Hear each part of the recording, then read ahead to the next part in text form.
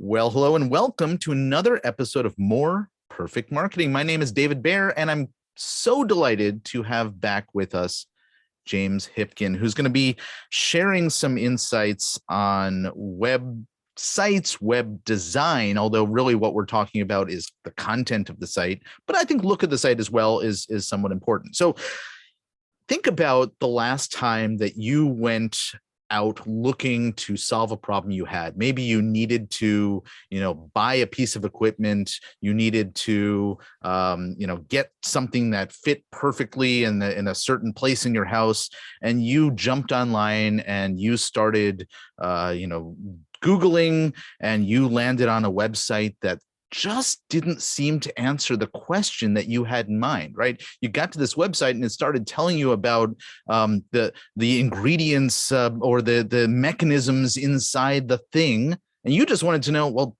is this for me? Does it fit in the spot in my house I need it to? How come this website won't tell me what I need to know? Well, there's a disconnect there, but there's a way that those companies could solve that disconnect, and that's what we're going to discuss today. James, welcome back. Hey, David, and so happy to be here. It's such a joy to talk to you. Indeed. So, all right, I painted this picture, and I kind of had the concept right. I sort of fumbled through the example a little bit, but this is an example that I think hopefully people will recognize to one extent or another. Yeah, absolutely. It really is. As we audit websites, and we do this all the time. It's what we do. It's what our business does. We build websites. So we audit websites. It's the most common mistake that I see. I call it inside out copy, where they're talking about themselves. They're talking about their features, their attributes, and all the wonderful things that they do. And they're assuming that the consumer will figure out how that fits into their problem. But the reality is that consumers don't think that way. They're on a journey, and their journey is on the outside coming back in. And if you want to really generate sales efficiently, then you need to support that journey. And if you do support that journey, then your sales messaging stops being salesy and starts being supportive and relationship building. And, a quick story from back in my early career, I did a lot of loyalty work and relationship marketing work in the long distance telephone world back in the 90s.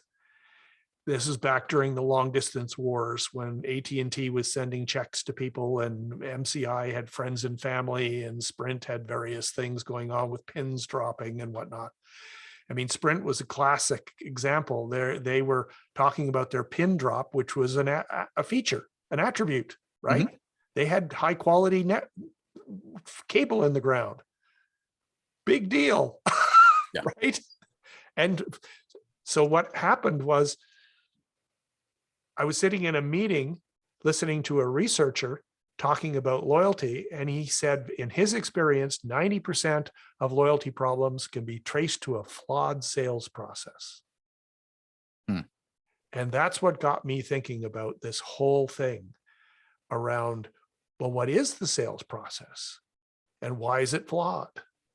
And how does what we're doing fit into the journey that the customer is taking in their mind? And it had a profound impact on what we did in that situation and what I've done subsequently in many other situations. It's not a blinding insight. It's pretty much common sense, but people don't do it. And I'll tell you, it makes a huge difference. If you can design your website so that when people land on the website, the first thing they see is a clear statement that they can relate to, that talks about their problem. Yeah. Then you're supporting their journey. There's an acronym that it gets used called PASS. Problem, state the problem, agitate the problem, then solve the problem. But that order is very important. And that's because that order supports the journey that the customer is coming from the outside in versus, and then all of your features and attributes and the things that are powerful about your product become reasons to believe.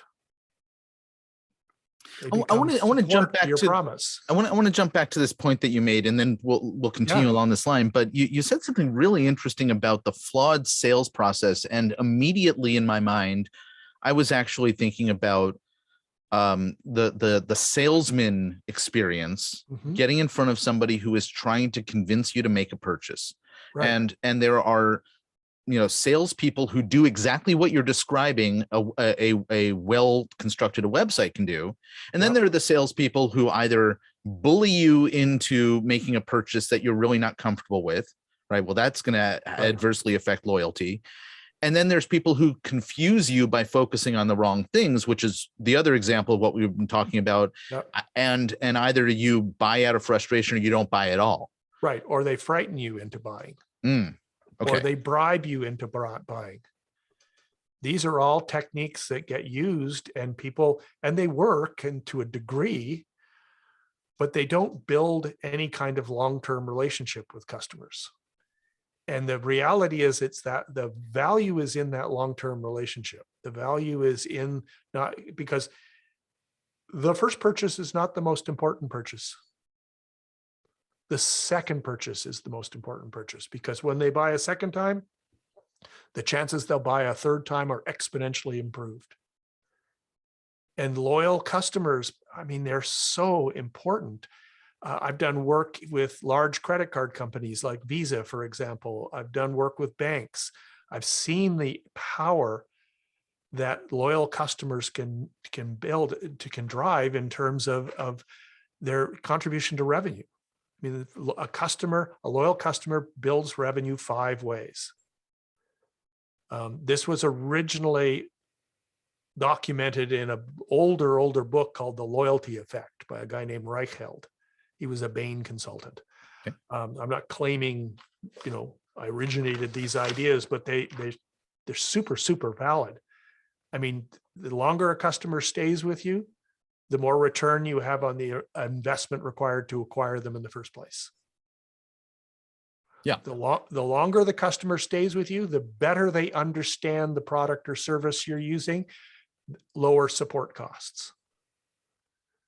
The longer the customer stays with you, the more likely they are to buy more products and services from you.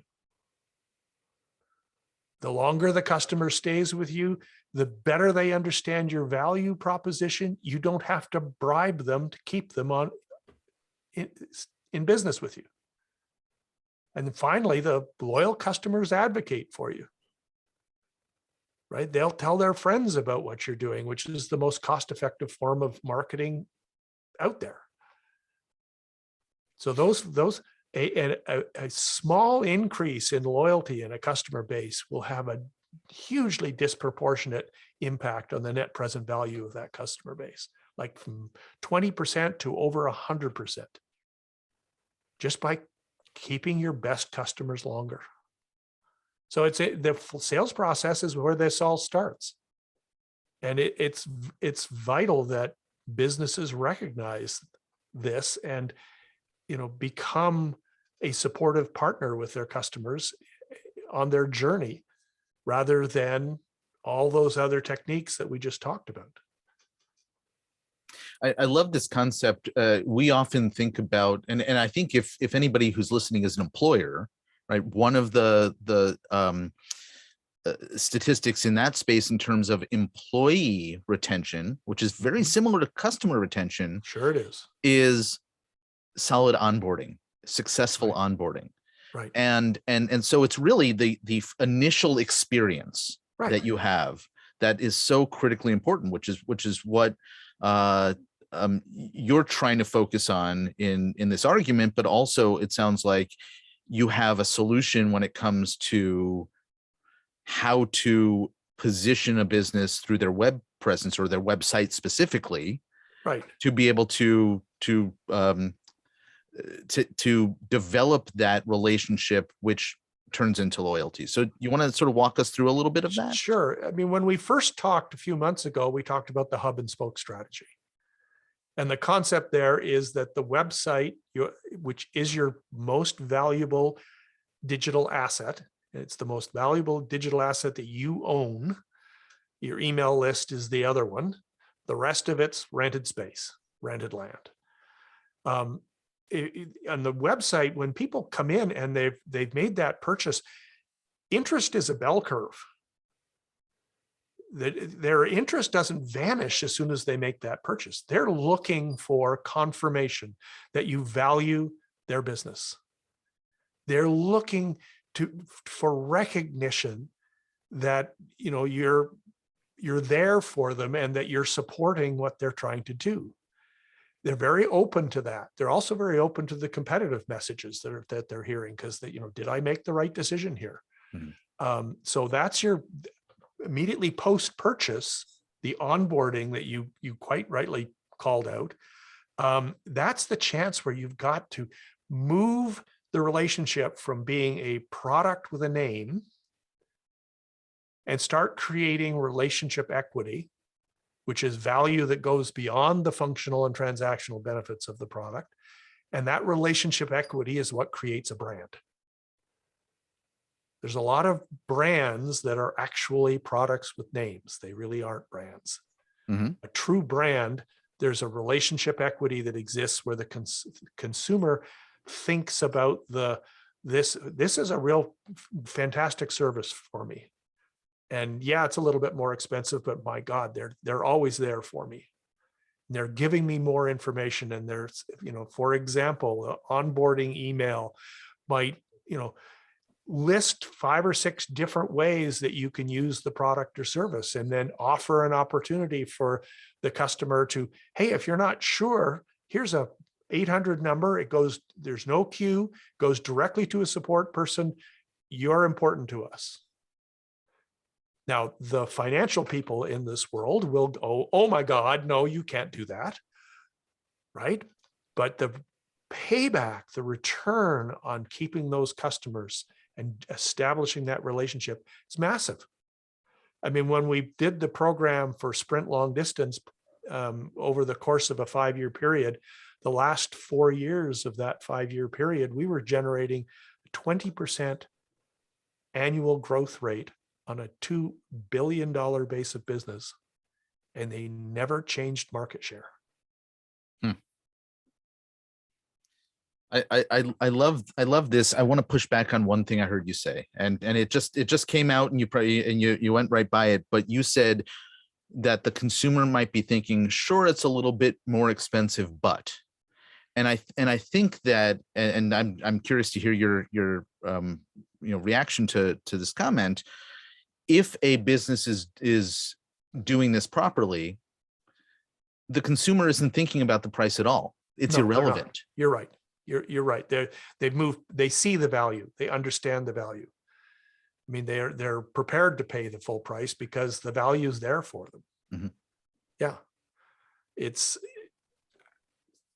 I mean, I see this over and over again, and it's about creating that value relationship. Now, people use interpersonal relationships as a simile for what we're talking about. This is a commercial relationship. But what you're looking for at the transaction stage is a mutual exchange of value. And that gets lost, right? I've got their money. We're done. Mm-hmm. That's not a mutual exchange of value. If you go in and you talk about their problem, their first interaction with you is you're talking about their problem. They get me. They understand what I'm trying to do here. And then you support that, you offer a solution, you provide rational support for that solution that you're proposing. Those are the reasons to believe. Okay, so I'm going to do this. I'm going to sign up. Right? So they purchase the product, and then you immediately come back to them with, thank you. We really value your business. And, here are 4 ways or 5 ways that you can use this product or service that you may not have thought of. And if you have any questions, please feel free to contact us. And here's here's a special hotline just for our customers. And because, one of the things about customers, one of the relationship marketing principles is good customers expect to be rewarded. Mm-hmm. And I didn't say bribed, rewarded. And that's how you, during that period of time, post first purchase, is when you have this huge opportunity to establish that relationship. People don't do it. If you do it, the payoff is massive. Yeah. We often will talk about this.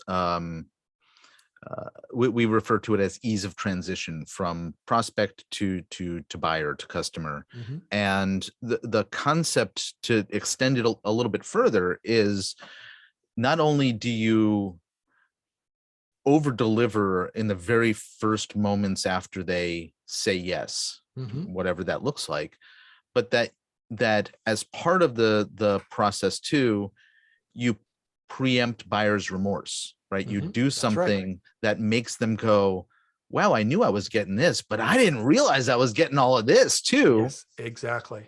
Yeah. And that's the old confirm that they've made a good choice. Right. And there's a very subtle piece of this that, in the hub and spoke strategy, there's the website is the hub, and the spokes are the various digital channels that you're using to communicate. And the rim is your content and messaging strategy. We spend a lot of time talking about the hub. We spend a lot of time talking about the spokes, but we don't spend nearly enough time talking about the rim.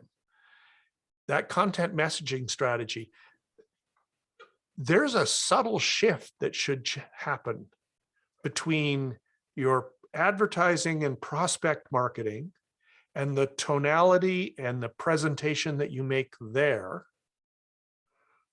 versus the content and messaging strategy that you're using with customers. Your customers have a relationship with you, or at least they're open to having a relationship with you. But if you keep talking to them like they're like part of the great unwashed out there, that's not having a relationship with them. Right? If there's language and posture and presentation that is perfectly acceptable on a first date. Mm-hmm. Right? If you talk to your girlfriend or your spouse the same way, 6 months into the relationship, you'll get your face slapped. But marketers do it all the time. They talk to their customers with exactly the same tone of voice as they're talking to their prospects. They use the same language. They use the same promotional materials. It's a subtle shift, but it's important because it sends a message to your customers that you value them and that you're in it with them.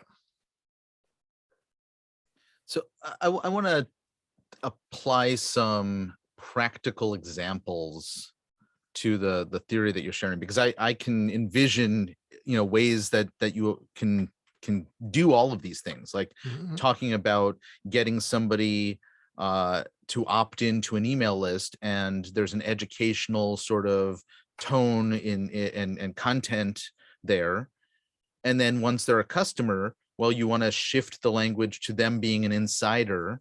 Right. And that you now have established a new relationship. And so that's stuff you're talking about. That's the stuff I'm talking about. Can we step back to the initial concept that you shared with us of the journey the buyer's on, or what mm-hmm. we refer to as the buyer's journey, and maybe if there's a project that you folks at Innately have worked on with a client in terms of web content or something that can sort of give an example of what we've been talking about. Right. I've got a couple of examples. One is a guy who was a New York State senator, and he didn't get reelected.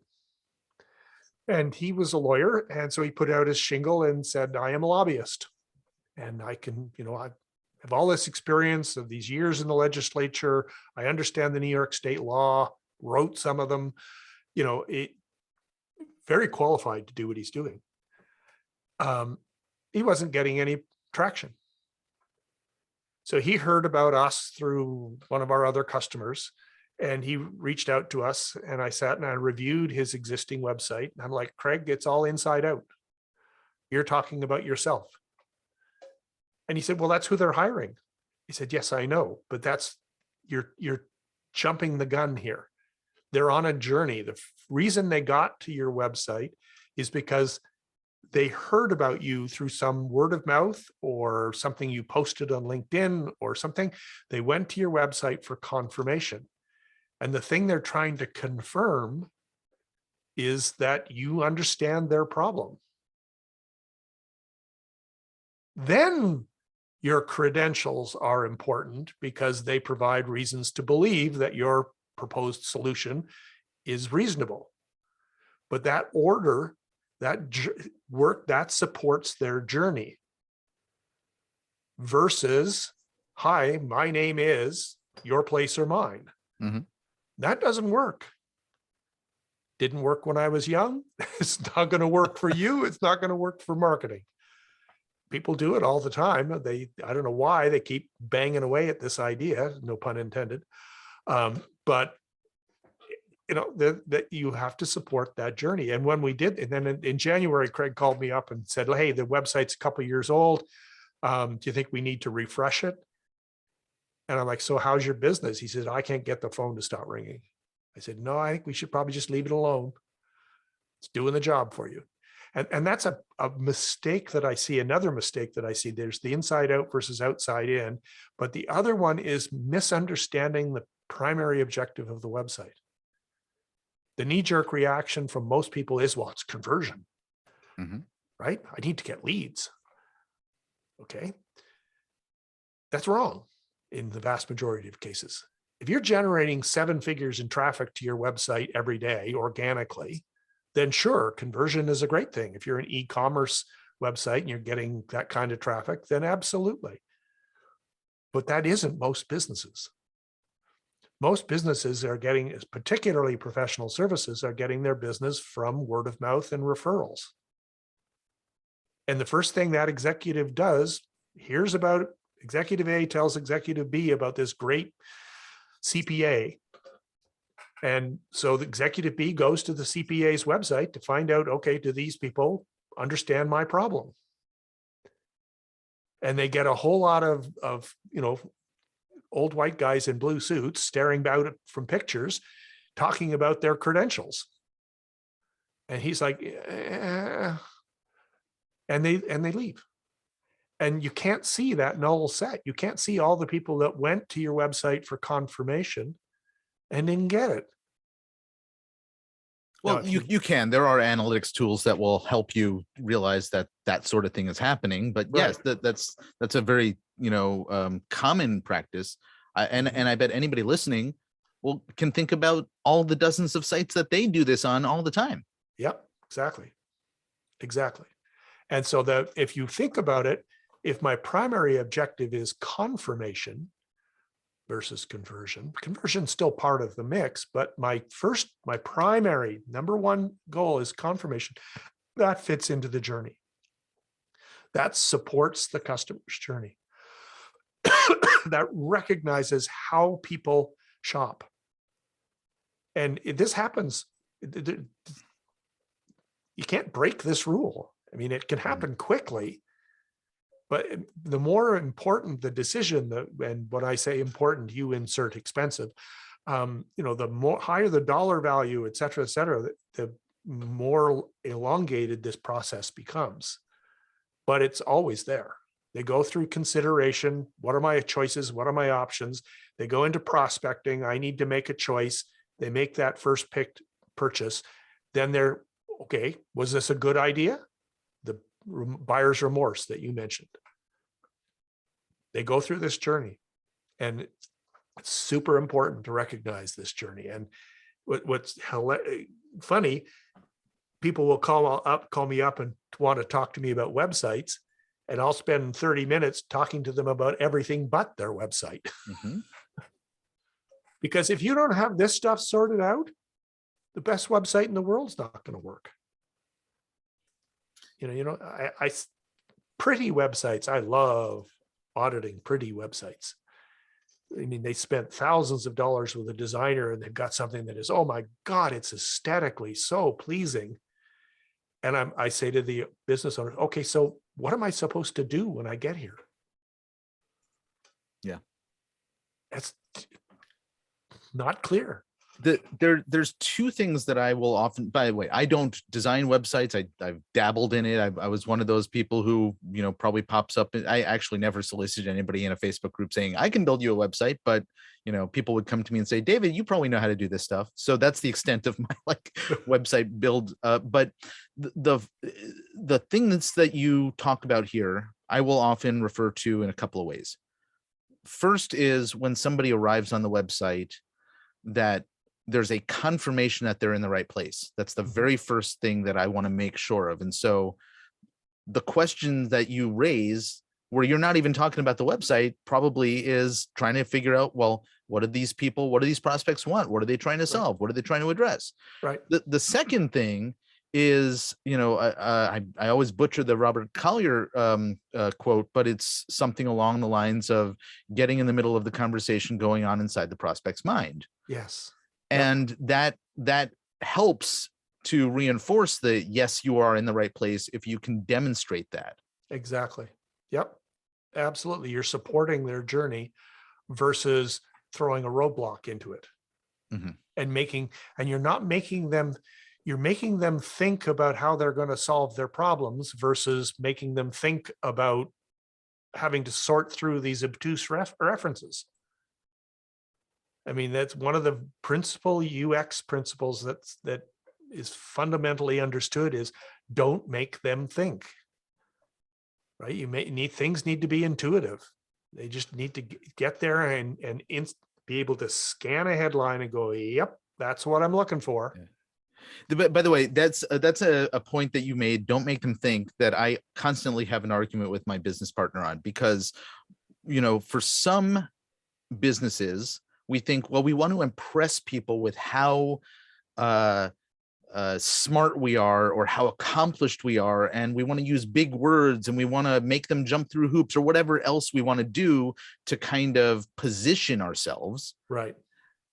And yet, I don't think anybody who would receive that kind of greeting would be offended by simplicity of messaging or process. Right. And there's another piece of this.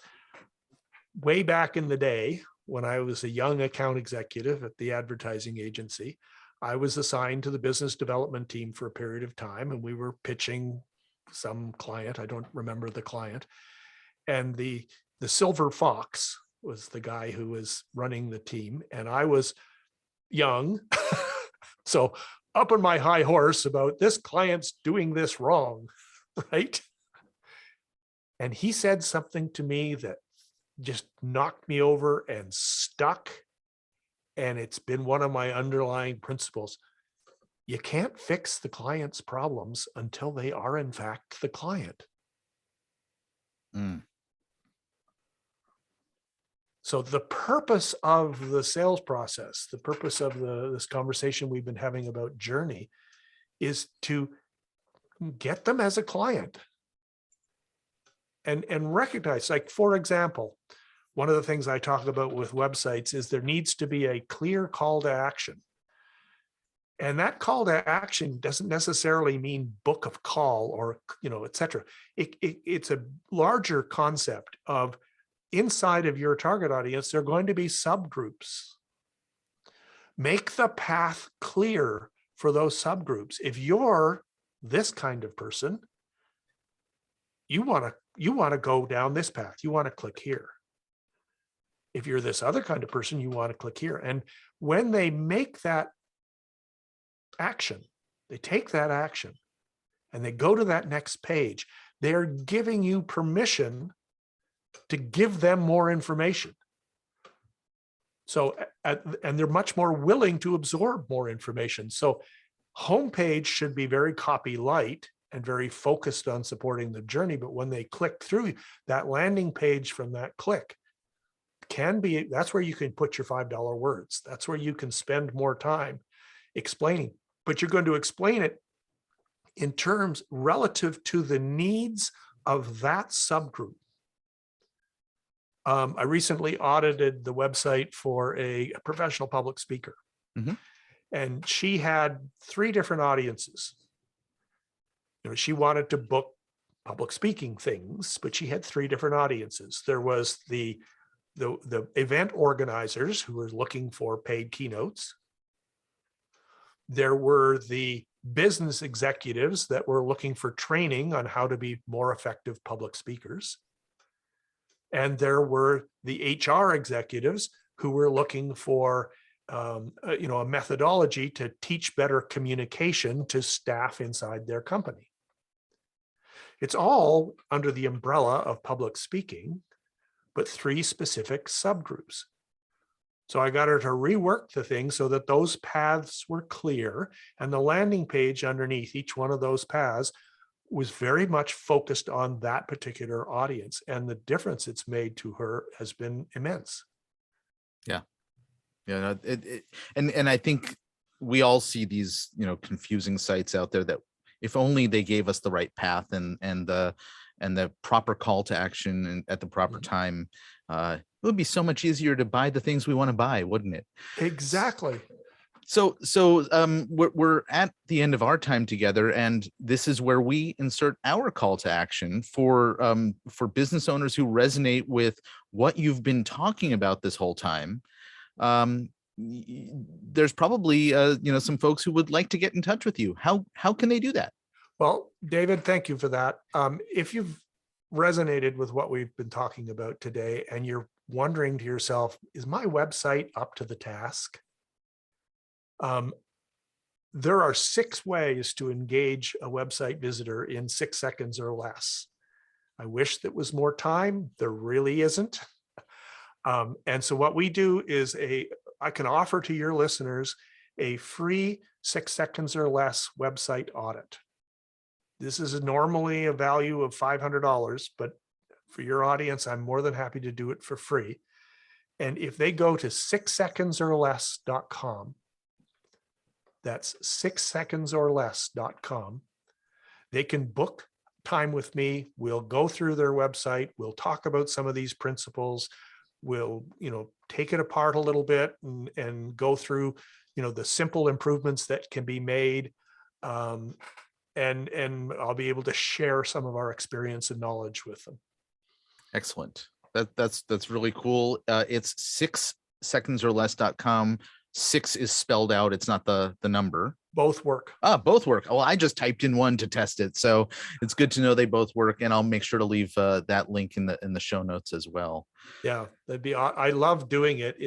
I meet so many interesting people as a result of doing this. Everybody, the website is your most important digital asset, and it can really work hard against this goal of generating mutual value. But it's not magic. You've got to work at it. Yep. I totally appreciate it. That working at is what we try to do in marketing all the time. Like, try something out, see if it works. If it doesn't, go back and try something else. James Hipkin, thank you so much for coming back again.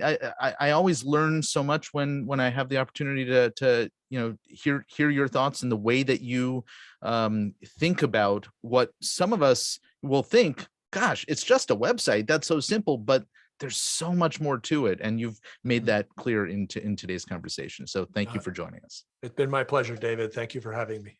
Indeed. Folks, this has been More Perfect Marketing.